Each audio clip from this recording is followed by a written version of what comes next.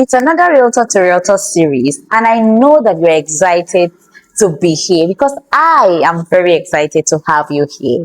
And in today's episode, we are talking about how realtors can build trust in an industry whereby clients find it very difficult to trust realtors based on some fake humans around.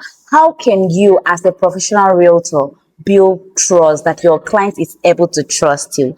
This is one of the things we are discussing today. And we are not just dwelling on this, we are entering into diverse challenges that other realtors face. And we'll bring it here, bisect it, we'll share ideas as we usually do now. So don't forget to keep a date with us every second and last Friday of the month.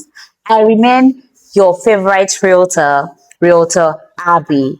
So in today's episode, I have with me an amazing guest, the one and only Max Pro Max. She has been in the industry for a while and she has a good track record. She has built trust over time, and I can say that she has a whole lot of people trusting her. Today, she's going to share with us how she did that. Drum. So join me as a welcome realtor, Emidion. Realtor Emidion, welcome to the show. Thank you God, I very can see you're much. so happy. You're happy to be in our show today. Actually, I'm very, very happy to be here. I'm more than excited to be seated here. Oh wow. So Yeah. how is life as a realtor? Life is going well Okay. because God is actually involved. Okay. Nothing is actually easy, but when God is involved, it's actually perfect. So And yes, those I people thank that have money, they always like to sound very humble. Don't mind them. Don't mind them. They are ballers, please don't but they will mind them. come here be sounding very humble. It's okay. So, we've noticed that you've built trust over the years with your clients, and that's why one of the reasons I invited you to this show. How have you been able to build trust in an industry whereby clients are so skeptical about realtors, especially when it has to do with price inflation? Many clients feel that realtors always inflate prices on properties, you get. So how can you build that trust?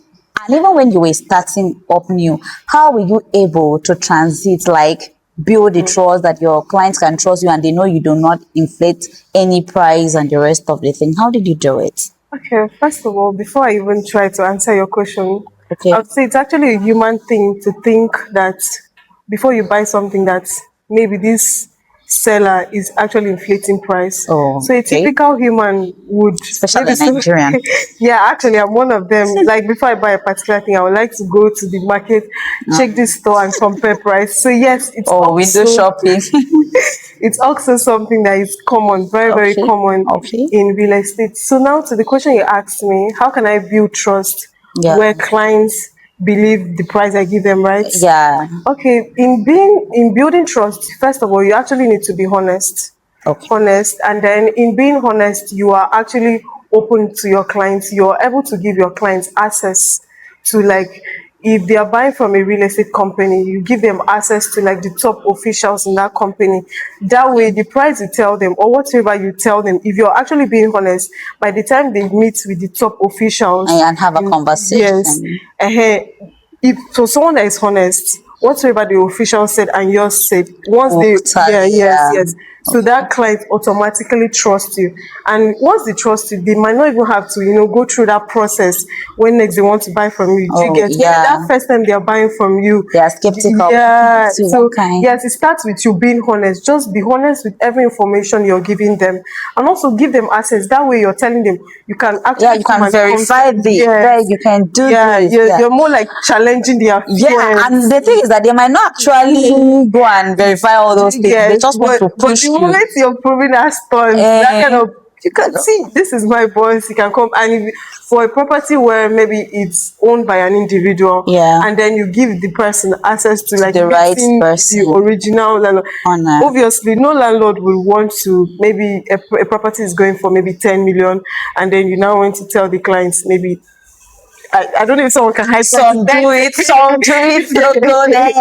Some actually connect with it. But let's So, just leave it but that but way. yeah, but in all honesty, once they are able to access Yeah. the person at the very top, a Okay. client to trust you. And once you also the square meter, you're honest with the size of the property outside the Okay. prices. So because Okay. yes, I'm like in terms of the price, I've mentioned that you have to get to Yeah. meeting, but in building trust generally, you can also be honest with the size of the And if you property. don't know the size, just say I don't know it. Yeah, but even as a realtor, why do you even want to sell a property that you don't know the size? Like if you want to sell property that you cannot, That you cannot brag about. you No, don't let's assume that it's an upcoming realtor and doesn't have money to, maybe let's say the real owner of the property don't know the plus size, not all these inherited yeah, properties yeah. now, and he's not giving it to, let me say, an upcoming realtor that is not loaded yet, like boss here. So, and the realtor might not actually be able to acquire the service of a surveyor Okay. to know the actual price. So I feel there is better for the realtor to just say, sir, you can just come and see. I think it should be, because as a realtor you have an approximate, okay, this looks like 300. Oh, this looks like 400. You can say approximately 400, but don't too hype it though before they will put surveyor now. The Okay, thing is like now I feel like in smaller. that case where you're Yeah. upcoming and you maybe don't have the money, you should be actually open to the clients because I think there are two sides to this. When a realtor is not confident about something, you might actually kind of like put fear. But if it is an understanding client, you tell the client, okay, I'm not really certain, but if you're able to pay money, I can bring in a realtor Yeah, you will to tell the confirm client, because oh, I don't really know the size, but yes, you can confirm the price before buying. Just bring a surveyor to check. yes, You yes, do it, and if yeah, the client really needs the property, definitely, sure, he will process his documents. So you should yeah. bring in a surveyor to All right, yeah, check that one. sure. Okay, that's actually a good one. So you heard, do not inflate price, oh, especially if you're just starting out. You have not even built trust yet. You go the top price. Hey, that means you're not even ready to go far, honestly, because you are just starting. You are topping price. I know that a lot of people come into real estate to make plenty money, and your eyes like this. I have to, but you've heard from our realtor. Just stay cool, Okay. build the trust first. Okay, can I add something? Yeah, you can. I know that you're For sure. entering real estate with that mindset of I want to close millions.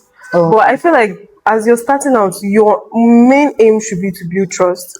One client can give you thousands refer, others. yes. So a client should be even be able to trust you first before you're like you will get that money, you see, you get that money because see one person that's trusted you can refer so many people that by the time the money is entering your account, You're even shocked. as in, do you get, so as you're starting out, be very intentional about ensuring that every You do the prospect and every proper year, services. Yeah, yeah, you render the right actually, services. yeah. Okay, so as an experienced realtor, I have heard, I'm asking you this question now, professional.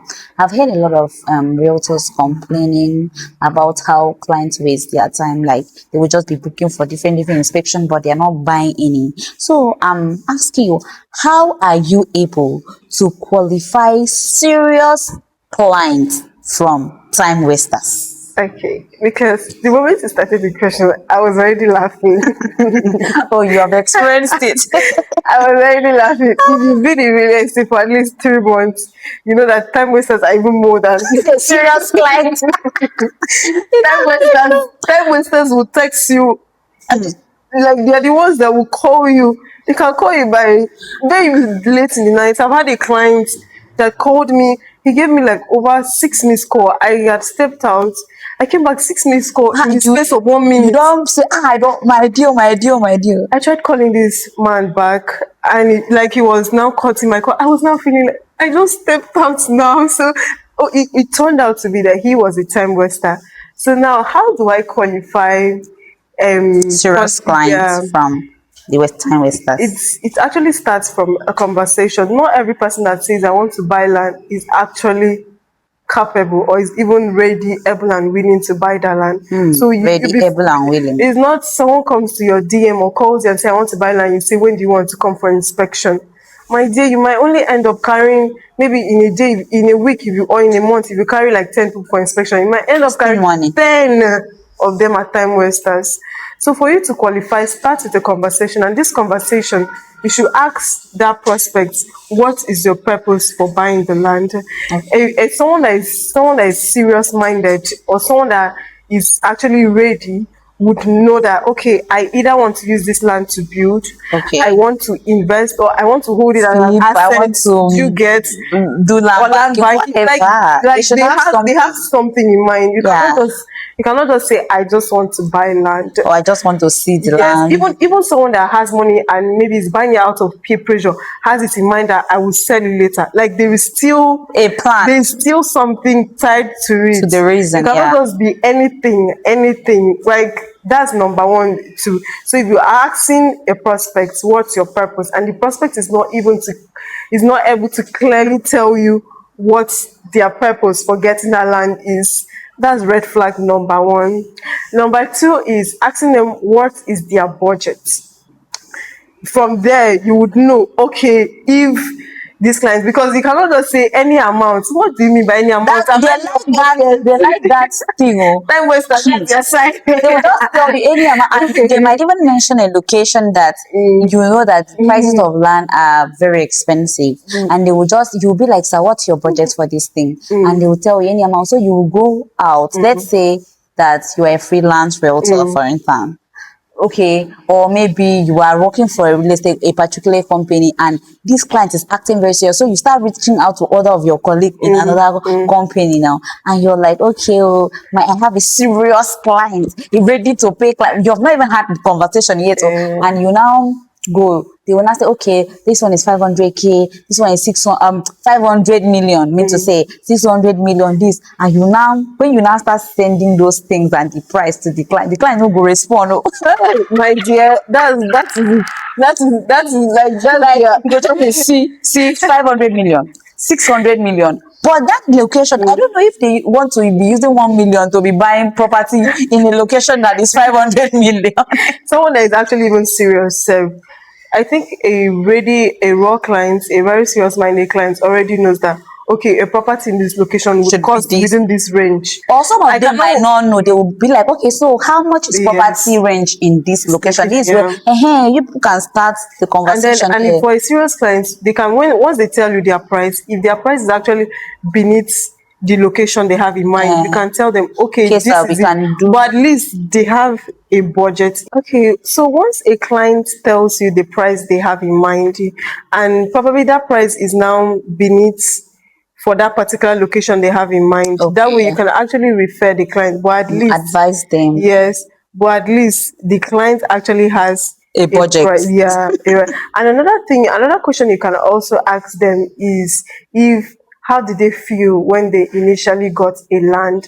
For someone that has bought land before, you can tell from like their response that, okay, this person is actually serious. Well, Like, I've himself spoken. has been investing in real estate, Yes, so you have less work to yeah, do. I've spoken to a prospect that said, oh, he has land in so locations, and he would actually like to buy in this This state.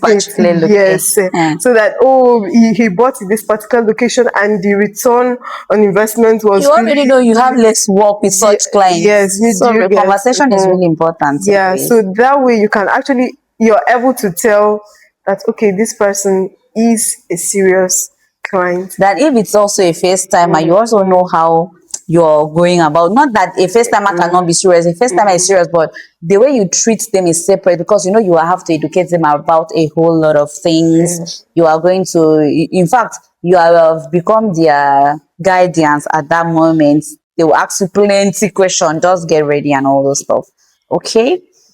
Oh wow, that's an amazing one. Thank you so much. Thank you too. That was very insightful. So okay, let's talk about in a situation whereby we have a whole lot of fake realtors. Like I mean people that their initial aim in real estate is to wake up and dupe innocent people. You know, they are tarnishing the image of the legit ones. How do you do it? Because okay, like there was a time someone called me and was asking me about one of our property that is along the airport road. Will you that one that is just very close to the new university and beside the armed forces housing estate.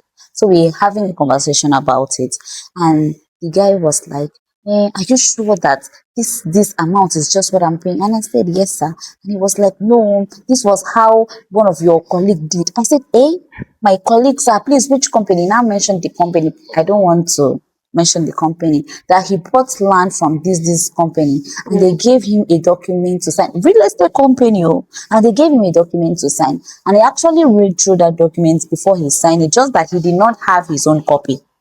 So he just like it was the company's copy, and so he dropped. So after some years, when he wanted to develop the property, he could not develop his property. He could not find his land. He went to them to show him the land. They say, that the duration of his developing of the property has exceeded. And it's like, how? My property, did I rent it? They now say, oh, from the document he signed. Now they now brought documents with his signature, and the terms and condition was very different from what he signed. He now said that that was how he lost that land. Wow. Now, imagine you trying to deal with such a client. So, how do you handle situations like this? Because if I'm saying, oh, people that just wake up and enter real estate to do, there are also some real estate companies that their intention is not legit. Like, you are actually selling land in a particular location, and you have exhausted the number of that plots that you have there, and you are still collecting money for that location when you know that you do not have land again there. How do you handle a situation like this? Because it all boils back to us realtors. We are the ones facing the heat because we are the ones in the field. Okay. So those clients always transfer aggressions on us. Oh, come on, shift from here and all those kind of things. You people and all those stuff. How do you do it? Okay. Let me just say, for persons that are fake, I just call them ANs. And then those that do their work well are actually the real estate professionals. Okay. But I want to be certain I got your question right. How do I deal with a prospect that, That I've had those okay, backlashes. okay, okay. Yeah. Okay, first of all, it's actually just boils down to even being transparent. But there's one thing that works with humans, listening to them. Allow that that prospect to rant whatever is their problem. From there, you can now pick up whatever Yeah, is the, pinpoint. yes. So if their pain point is maybe they were not allocated, because these are all segments of fake agents. Okay, Some yeah. of them will sell land to you, but they don't You get know, see, allocated. Or some you get to see it, but later on you find out that it's it's Otilo not, yes. So you get to, once you listen, you're able to tell, is it allocation that is the problem. problem, or is it that he got a Scam. property that later was found that it belonged to the government, or is it a property that after it was sold to him, it was restored to another person?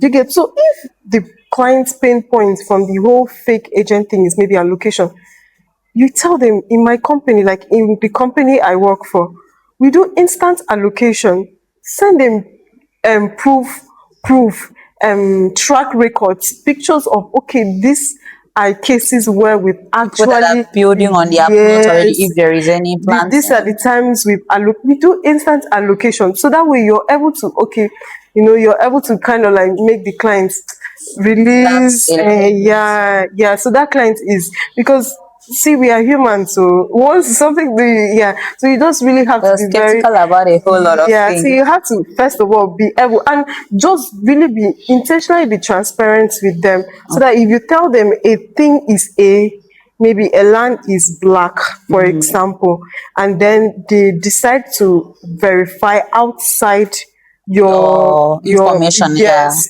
once they find out that this thing actually align corresponds, that way you're able to actually erase the memories of the fake agent. So I just really believe it starts with actually listening to the client, and also once you listen and get their pinpoint, you try to ensure, and beyond that, you can also go beyond their pain point and try to prove, Educate them yes, like, around some certain things. just just just make them, Well, listen to them. I yeah, thought, okay, so what if you listen to them now and you realize that the fault is from them? Don't get me wrong, calm down. yeah, For instance, they are just this kind of people that they too like cheap something. Like they always go for something we car just jam. You know, and it is always deals like that that they do people a lot from. All this distress sales. I'm not saying as an investor, you can look into distress sales. It's a very good way for land flipping and land banking and the rest. You Yeah, get. that's true. But even with that, you know that there are some core things which we call due diligence to look after. So what if you realize that this thing, on and this man made them scam am oh? How do you handle it? Okay, in that case where the client or the prospect rather is at fault, you have to actually educate the client, the prospect, Oh, you don't whatever. make It's them just feel bad, Abby? no. I didn't want to make the person want to collect money from feel bad. You will not do that now. We are humans. They can actually feel bad and draw back Yeah, be and like might this not thing is not for me. yes. But you have to educate. If you're like handling a social media page where if they go through your page and they're able to see how you know you've dropped educational content on as you want to buy land, this is what you should do.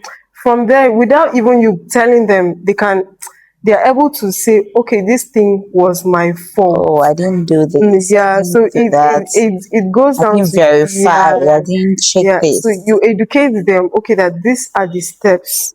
And also when you're in the process of getting a land for them, carry them through the process. Okay, I've brought a surveyor to survey the land. They've carried the coordinates to, just carry them Yeah, through that they should be a process. part of everything, Yes. except those ones that are not available. You can thank God for Social yeah, for the media. internet. It makes Oh, it you so can, easy. You can just decide to do a video and then send it to them. So yes, I feel that's one thing that can actually help the clients and let me add to something there is that one thing is that it's not going to be easy to work with that person.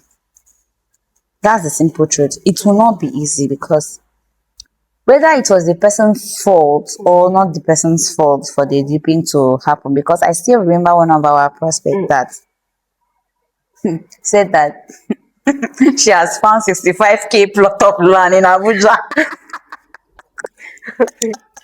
Like like, and a how is this plot thing of this land. valuable? Like Like someone will tell you like I have to begin to think whether they use jazz or use what.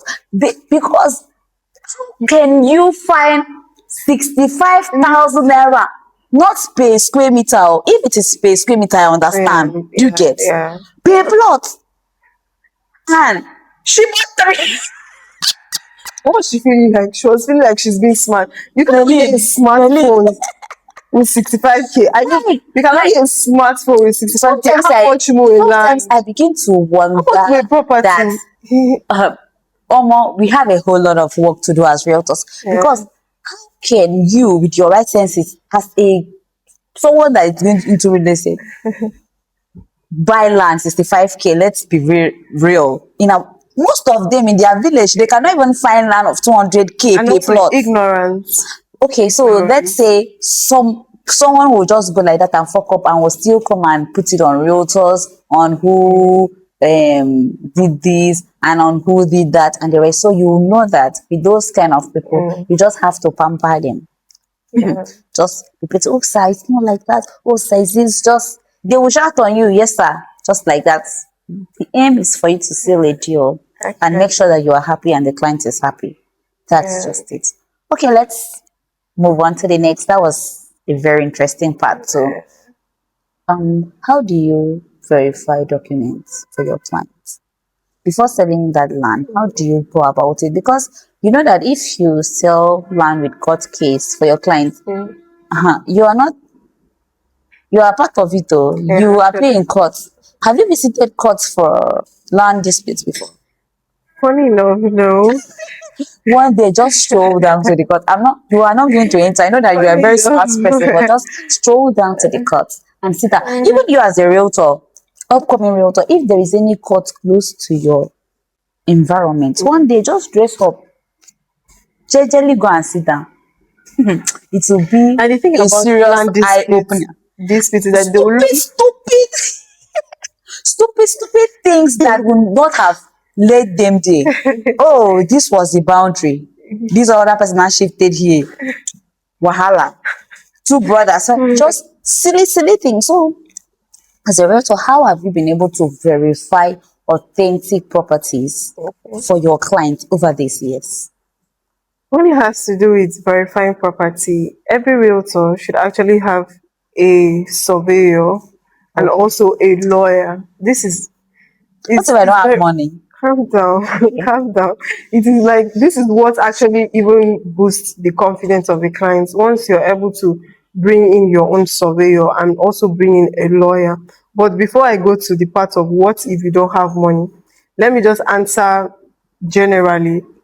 You should have a surveyor. The surveyor goes and takes the document you're given to, the document you're being presented with, and goes to the Ministry of Land to actually confirm that, okay, the name on this document is actually the name, What is in their yes, and that database? I everything. mean, even exist in their Do you database. get? So yes, your surveyor has a part to play where they carry the documents there, and you need a lawyer where the lawyer will confirm the authenticity Of the deeds of of assignment assignment or or if, yeah, irrevocable. power of attorney, whatsoever is being used there. That particular one, it's in the hands of these two people you have. But in the case where a realtor does not have a surveyor or a lawyer, It will work. first of all, I'll tell you, you will need so much energy, but I also advise you do all you can to get one. But now that you don't have, actually have to get to the point where the person that claims to be the owner, because for now it's claim until we actually prove that you own it. Whoever says that the person owns this property, you have to, like, if possible, get a video with that person in it, and then you can decide to now not decide, you will have to, sorry I used decide, you will have to, because that property has to be verified before you actually sell it. Do you get what I'm saying? Yeah. So you go into the community, if it's in a village, verify from the village head, this land here, does it actually belong to this man? Is this the name? Because there's how someone can actually pose to be a person, like, for instance, Mr. A owns this land. I am Mr. B. I come acting like I am Mr. A. So yes, the name you're claiming to own Is it your name? is a, yeah, do you get? So once the person's picture is actually involved, that way it's very easy to be like, no, this name is the owner, but this person, He's not the owner. yeah. So the name is the actual, but the owner is not. So that's just it. And it's also very important that you verify documents before you sell it. You that you don't have surveyor or you don't have lawyer, I will advise you work with a real estate company where they have the capacity to actually employ a surveyor, because it's possible to do all you can. I listened to, oh my god, I pray I remember his name, the CEO of Landmark. He said he did, Oh, that man that I they don't know if did I him can shaggy. Paul, is it Onwanube? I watched that podcast. It was it with Eden Ohasis. Yes. Like this man said, there is no due diligence within you. So for someone that experienced, And put in millions of dollars. imagine, see the loss. He said the loss. We are diverting topic, but let's just give you a little hint in case maybe you've not seen it. He said that the loss he experienced is not as huge as he has experienced loss. Do you know why? These people actually have money, but you that you are just starting. You that you are just starting. Probably that's your first commission. Like say, The and, profit will and be the bigger commission than that might commission. even be 100K. Yeah, because that client is going to drag you. That client will, nobody real estate is not me The buying money is crayfish. sweet, but the trouble is troubling Yeah, too if you're so not smart it's and risk. careful. Yeah, it's risky that you don't have. Just carry yourself. I know you want to be independent, you want to be an Or entrepreneur. okay, let me just add that if you cannot, like, if you're not able to really do all these things and you don't have a surveyor nor a barrister, complain with your clients. Be like, okay, sir, before we pay for this property, bring in your surveyor. Let's check that this plan is actually the same this thing, and let them, you will do, you will not do like you are not sure. You just tell the man, that you will do transfer of ownership for this registered survey. So before you pay money, bring your surveyor face, let your surveyor get to know that he will do, so that you will already start knowing the cost. Also bring your lawyer, so that he will help you to do transfer of ownership with these deeds of assignment or this irrevocable power of attorney. Okay. Just, you understand, just cover up like that. Just advise, start advising the client. Do like you are not advising that your client, you really care so much.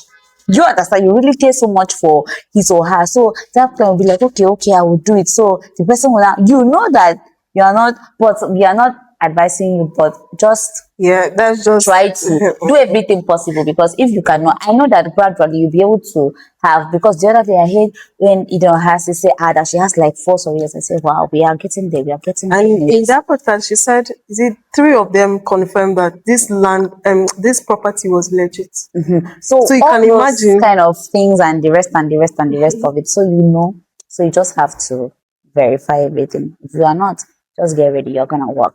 But if you Yeah. work for like 1 year, you will have the money that you'll be able to have. But to And really stress you, it doesn't matter. You can partner with real estate company that's and what I the would rest of the advise thing. you. Then you use that real estate company as a means to building your client's base. Yeah. Because that stress of, some prospects might not want to go through the stress of, oh, let me go and bring surveyor.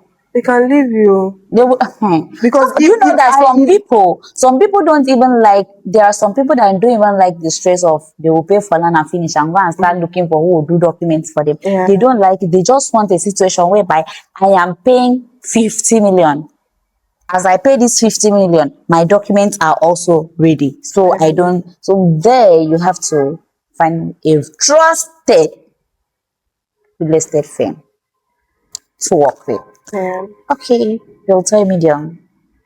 We must say that you're really experienced, and You're making me you gave blush. us back to back to back to back insight. Thank you so much. So, what's your advice for other realtors like me and Other the realtors like other ones that are coming up into real estate? What do okay. you have to tell them?